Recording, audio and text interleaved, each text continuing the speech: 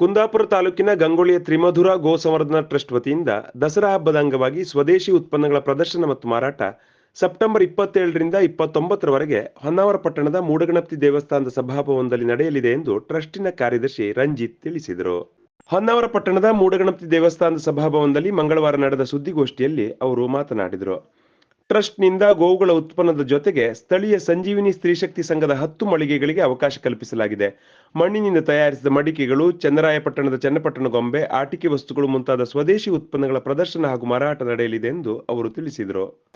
ಅಂದರೆ ಹಸುವಿನ ಹಾಲು ಸೋಪು ಮತ್ತು ಅದು ಚಾರ್ಕೋಲ್ ಅಂದರೆ ಸಗಣಿನ ಒಣಗಿಸಿ ಸುಟ್ಟಾಗ ಮಸಿ ಬರ್ತದಲ್ಲ, ಅದರದ್ದು ಬಾತ್ ಸೋಪ್ ಮಾಡ್ತೇವೆ, ಟೂತ್ ಪೌಡರ್ ಮಾಡ್ತೇವೆ, ಫಿನಾಯಿಲು, ಅರ್ಕಗಳು, ಬೆರಣಿ, ತುಪ್ಪ, ಈ ಥರ ಒಂದು 15-20 ಐಟಮ್ಸ್ ಇದೆ.